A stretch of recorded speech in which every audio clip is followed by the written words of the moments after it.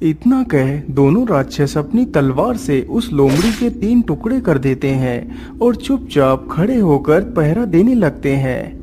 अरे राम राम राम, इन दैत्यों ने तो लोमड़ी को काट डाला। पता नहीं मेरा क्या होगा, लेकिन चाहे कुछ भी हो जाए मैं सेब लेकर जरूर जाऊंगा। अब तो राक्षस जाग चुके हैं और दरवाजा भी बंद है। चलो चलता हूँ। इतना सोचकर कमल बगीचे के दरवाजे की तरफ बढ़ता है। दोनों दैत्यों ने देख लिया कि कोई लड़का बगीचे में घुसने का प्रयास कर रहा है, लेकिन फिर भी वह दोनों दैत्य कमल को कुछ भी नहीं कहते और चुपचाप खड़े ही रहते हैं। कमल जल्दी ही बगीचे में दरवाजा खोलकर अंदर चला जाता है।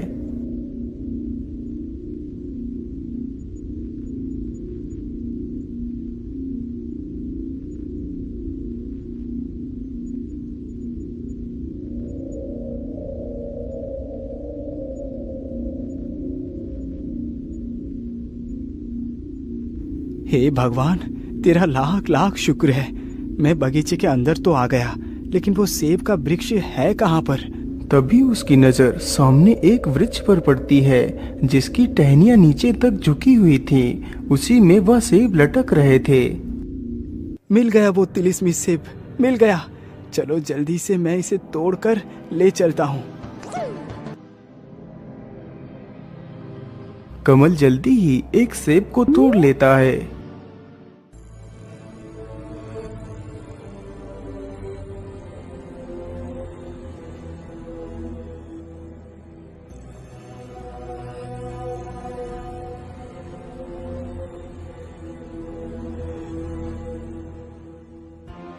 मेरे हिसाब से अब तक तो उस लड़के को उन राक्षसों ने खत्म कर दिया होगा। बुढ़िया इतना सोच ही रही थी कि तभी कमल वहाँ पर आ जाता है। ये लीजिए माताजी, मैं उस तिलिस्मी सेब को लेकर आ गया हूँ। क्या? तुम सेब लेकर आ गए? मैं कोई सपना तो नहीं देख रही। इस असंभव कार्य को तुमने पूरा कर दिया। बूढ़ी माँ, आप कोई सपना नहीं देख रही, मैं सच में ही उस सेब को ले आया हूँ। आप जल्दी से इसका उपयोग कीजिए। अरे बाप रे बाप, ये लड़का उन राक्षसों के हाथों से कैसे बच के आ गया? अब मैं क्या करूँ? अब क्या चाल चलूँ मैं? क्या हुआ बूढ़ी माँ, आप किस चिंता में डूब गई हैं?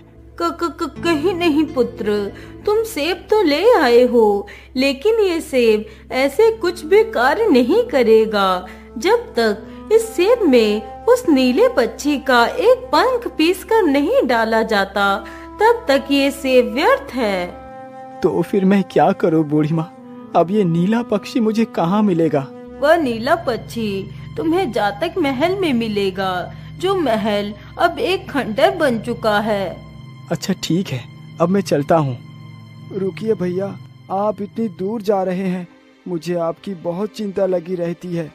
भाई तुम चिंता ना करो, तुम मेरी इस अंगूठी को अपने पास रख लो।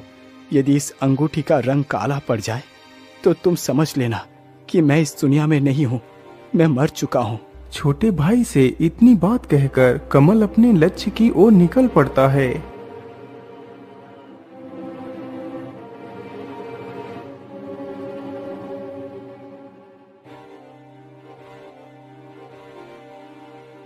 घर से तो निकल पड़ा हूँ, लेकिन ये तो पता ही नहीं है कि आखिर वो नीला पक्षी मुझे मिलेगा कहाँ। मैं ऐसा करता हूँ, उन बाबा के पास ही चलता हूँ, वो बाबा जरूर मेरी मदद करेंगे। इतना सोचकर कमल उन्हीं बाबा से मिलने के लिए बढ़ चलता है।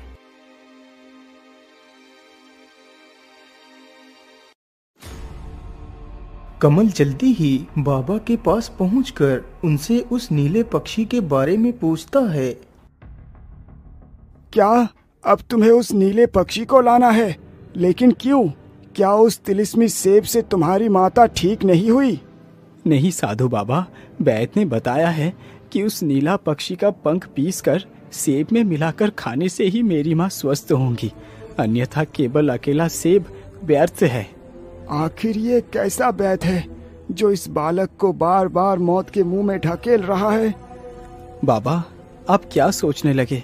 जल्दी से मुझे उस नीले पक्षी का पता बता दीजिए। बेटा, उस नीले पक्षी को पकड़ना इतना आसान नहीं। आज तक उसे जो भी पकड़ने के लिए गया वो कभी वापस लौट कर नहीं आया। बाबा, अब चाहे कुछ भी हो जाए, मैं उस नीले पक्षी को लेने के लिए अवश्य जाऊंगा। बस आप मुझे वहां का रास्ता बता दीजिए। पुत्र, वो नीला पक्षी तुम्हें जातक महल में ही मिलेगा, जो महल अब एक खंडर बन चुका है।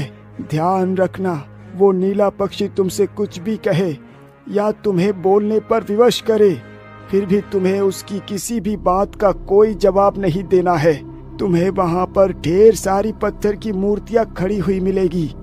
लेकिन बाबा, वो सारी मूर्तियाँ है किसकी?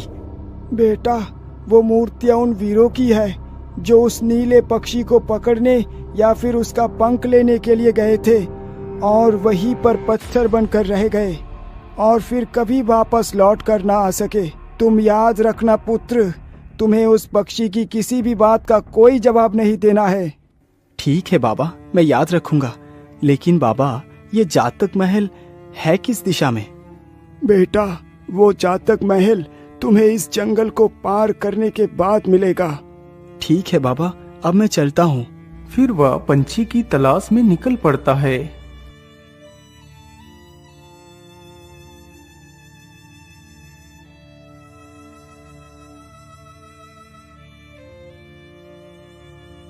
वह चलते चलते जल्दी ही सारे जंगल को पार कर उस महल के नजदीक पहुंच जाता है।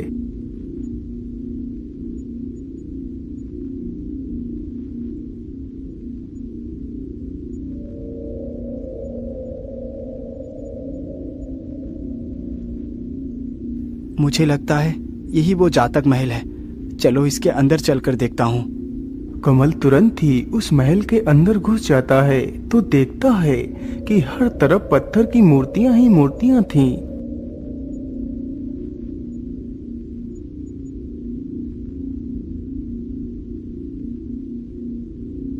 अरे राम राम राम, यहाँ पर तो कितने सारे लोगों की मूर्तियां खड़ी हुई है।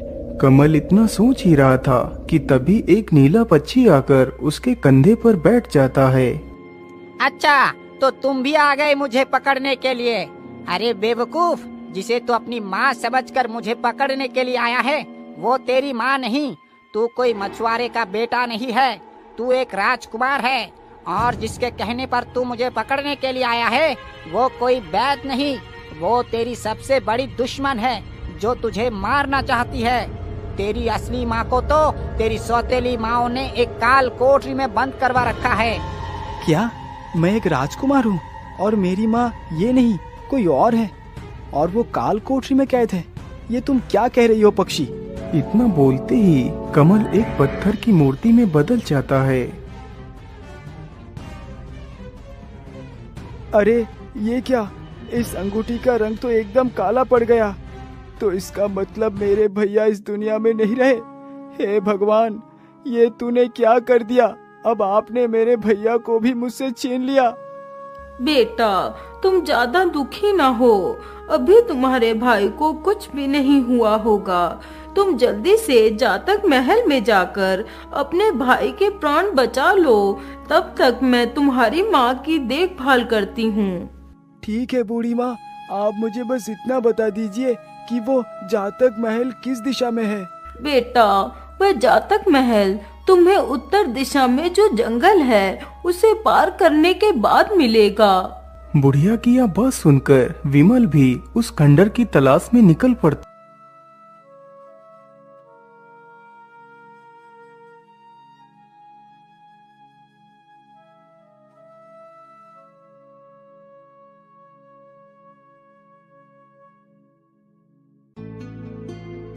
वह चलते चलते वहीं से गुजरता है जहां वह साधु बैठा हुआ था।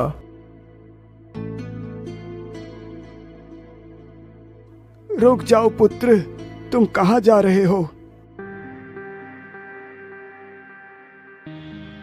हाँ, मैं जानता हूँ कि तुम्हारा भाई अब जीवित नहीं है। वो एक पत्थर की मूर्त बन चुका है। क्या पत्थर की मूर्ति बन चुका है? लेकिन कैसे बाबा, आप मुझे स्पष्ट रूप से बताइए। फिर साधु सारी बात उसे बताता है। पुत्र, उस पक्षी को सिर्फ वही पकड़ सकता है जो उस पक्षी के किसी भी बात का कोई जवाब ना दे। बाबा, यदि आप इतना सब कुछ जानते हैं तो ये भी बता दीजिए कि मैं अपने भाई को कैसे ठीक कर सकता हूँ। बेटा, तुम ज्यादा हड़बड़ाहट से काम ना लो, धीरज धरो। शांत मन से तुम जो भी करोगे तो वो सफल ही होगा। पुत्र, तुम उस महल के अंदर जाओ और चुपचाप उस पक्षी के आने का इंतजार करना। जैसे ही वो पक्षी आकर तुम्हारे कंधे पर बैठ जाए तो तुम उसकी सारी बातों को चुपचाप सुनना, कोई भी जवाब ना देना। जब वो पक्षी बोलते बोलते थक जाएगा तो उसका रंग नीले से गुलाबी पड़ जाएगा।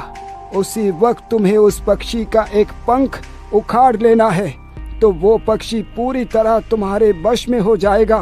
फिर तुम उस पंख को अपने भाई के शरीर से स्पर्श कराओगे तो तुम्हारा भाई फिर से ठीक हो जाएगा। फिर तुम बारी बारी से उन सारी मूर्तियों को भी उनकी वास्तविकता उन्हें प्रदान कर सकते हो। ठीक है बाबा, मैं आपकी प्रत्येक बात को ध्यान में रखते हुए ही कार्य करूंगा।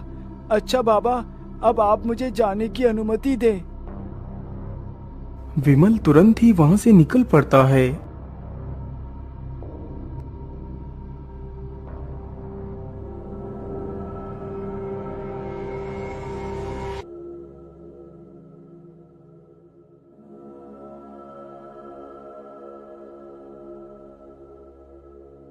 जरूर यही वो महल है जो बाबा ने बताया है।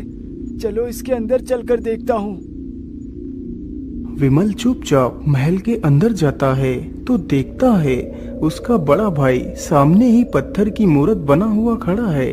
भैया, ये क्या हो गया आपको? आप तो एक पत्थर बन चुके हैं। आप तो यहाँ उस नीले पक्षी का पंख लेने के लिए आए थे। आपका ये हाल देखकर मेरा हृदय बैठा जा रहा है।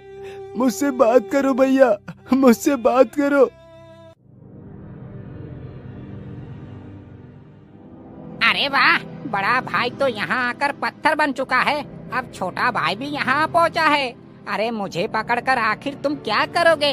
यदि किसी को बचाना ही है तो जाकर अपनी माँ को बचाओ जो राजमहल की काल कोठरी में कैद है। जिस बुढ़िया के कहने पर तुम मुझे पकड़ने के लिए यहाँ आए हो वो बुढ़िया ही तुम्हारी दुश्मन है। उसने तुम दोनों भाइयों के पैदा होते ही तुम्हें नदी में बहा दिया था और उस मछुआरे ने तुम दोनों भाइयों को नदी से निकालकर अपने घर पे पाला है। तुम्हारी असली माँ कोई और ही है। इसी प्रकार वह नीला पक्षी विमल को उसके पूरे जीवन के बारे में बताता है, लेकिन विमल बिना कुछ उत्तर दिए चुपचाप खड़ा रहता है। वह पक्षी बोलते बोलते लगभग थक ही चुका था। अरे तुम कैसे नपुंसक राजकुमार हो? इतना सब कुछ सुनने के पश्चात भी तुम कोई उत्तर क्यों नहीं दे रहे हो? तुमने तो मुझे बुला बुला कर थका डाला। इतना कहते ही उस पक्षी का रंग नीले से गुलाबी हो जाता है। पंछी का बदला रंग देखकर विमल उस पक्षी का एक पंख नोच लेता है। वाह वाह वाह, मैंने तुम्हारे पंख को नोच ही लिया। अब तुम पूरी तरह मेरे वश में हो चुके हो। अब मैं अपने भाई को जीवित कर लूंगा। इतना कहकर वह उस पंख को अपने भाई के माथे पर स्पर्श करता है। तभी उसका बड़ा भाई फिर से सामान्य हो जाता है। यह देखकर उसका छोटा भाई अपने भाई के गले लग जाता है। अरे भाई, तुम तो घर में थे, तुम यहाँ क्यों आ गए? और माँ कहाँ है? भैया, आप जो अंगूठी मुझे देकर आए थे, जब उस अंगूठी का रंग काला पड़ गया तो मैं समझ गया कि मेरा भाई किसी मुसीबत में पड़ चुका है। इसीलिए मैं अपने आप को रोक नहीं पाया और मैं आपको ढूंढने के लिए चल पड़ा। फिर उसका भाई सारी कहानी उसे सुनाता है।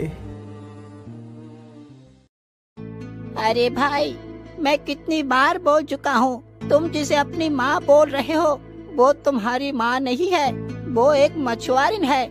उसने सिर्फ तुम्हारा पालन पोषण किया है। तुम्हारी असली माँ तो राजमहल की काल कोठरी में कैद है। विमल, तुम इस पक्षी की बातों का कोई विश्वास ना करो, क्योंकि ये पक्षी हमें अपनी बातों में उलझा रहा है। चलो यहाँ से। हाँ हाँ, मत करो मेरी बात पर विश्वास। यदि तुम्हें मुझ पर विश्वास नहीं है तो जाकर अपनी उस मछुआरिन माता से ही पूछ लो, सब कुछ साफ हो जाएगा। विमल, तुम उधर कहाँ जा रहे हो? भैया जरा आप रुकिए, मैं इन सभी वीरों को भी मुक्त कर देता हूँ। हाँ हाँ जरूर मुक्त कर दो। वैसे भी अब मेरे बातों का जवाब देने से किसी का कोई नुकसान नहीं होगा, लेकिन मेरी इस बात को जरूर याद रखना।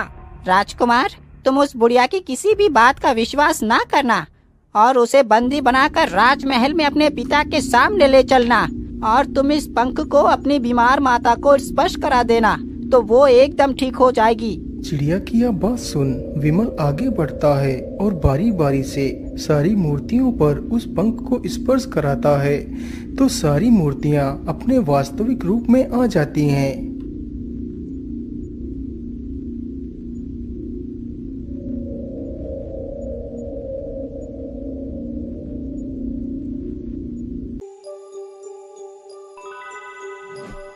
पंख के स्पर्श होते ही वह मछुआरिन भी पूरी तरह स्वस्थ हो जाती है।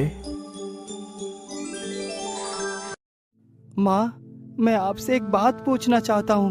हाँ हाँ बोलो पुत्र, तुम क्या कहना चाहते हो? माँ, क्या आपने हम दोनों भाइयों को अपनी कोख से जन्म नहीं दिया? ये तुम क्या कह रहे हो बच्चों? यह सब तुमसे किसने कहा? माँ, आपको हमारी सौगंध है, आप मुझे सच सच बताइए कि आप ही हमारी जन्मदाता हैं। नहीं पुत्रों, मैंने तुम्हें अपनी कोख से जन्म नहीं दिया। तुम दोनों हमें उस नदी में बहते हुए मिले थे।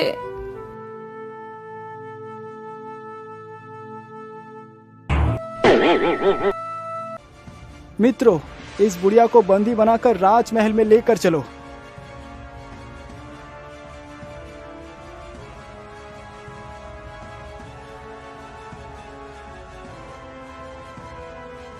क्या तुम दोनों मेरे पुत्र हो और तुम्हें जन्म देने वाली यशोधरा है? हाँ पिताजी, हम दोनों आपके ही पुत्र हैं, जिनको आपने पिशाचिनी समझकर काल कोठरी में कैद कर रखा है, वही मेरी माता है। फिर बारी बारी से सभी लोग राजा को सच्चाई बताते हैं। यह सारी बातें सुनकर तो राजा हैरान ही रह जाता है। क्यों बुढ़िया, ये लोग जो कह रहे हैं वो सत्य है? यदि तूने झूठ बोला तो मुझसे बुरा कोई नहीं होगा। जी महाराज, यह सभी लोग सत्य कह रहे हैं। मैंने पैसों के लालच में अंधी होकर इस घटना को अंजाम दिया। मुझे क्षमा कर दीजिए महाराज, मुझे क्षमा कर दीजिए। रानी भाग्यवती, मैंने तुम्हें इतना प्रेम किया और तुमने उस प्रेम के बदले मेरे साथ इतना बड़ा विश्वासघात किया, और रूपकला, तुमने भी इस दुष्कर्म में इन दोनों का साथ दिया। महाराज, हमें क्षमा कर दीजिए, हम ईर्ष्या में जल चुकी थीं। हमें कुछ भी नहीं पता चला कि हमने क्या किया है। क्षमा और तुम तीनों को? ऐसा तुमने सोच भी कैसे लिया कि मैं तुम तीनों को क्षमा कर दूंगा? तुमने इतने वर्ष तक मेरी पत्नी पुत्र को मुझसे दूर रखा, मैं तुम्हें कभी क्षमा नहीं करूंगा। सैनिकों, ले जाओ इन तीनों को और फांसी पर चढ़ा दो।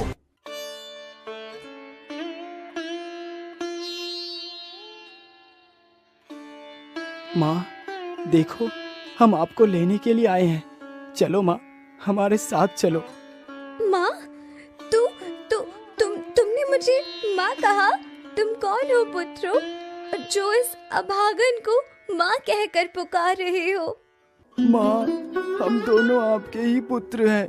हम दोनों ने आपके ही कोख से जन्म लिया है। कुछ दुष्टों ने हमें आपसे जुदा कर दिया था माँ। फिर सारी कहानी यशोधरा को उसके दोनों बेटे सुनाते हैं।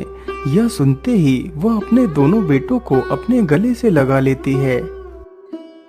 मेरे बच्चों, तुम्हारे बिना तुम्हारी यह माँ एकदम निर्जीव हो चुकी थी। इस प्रकार तीनों दुष्टों को उनके किए की सजा मिली और बाकी के सारे लोग खुशी खुशी महल में रहने लगे।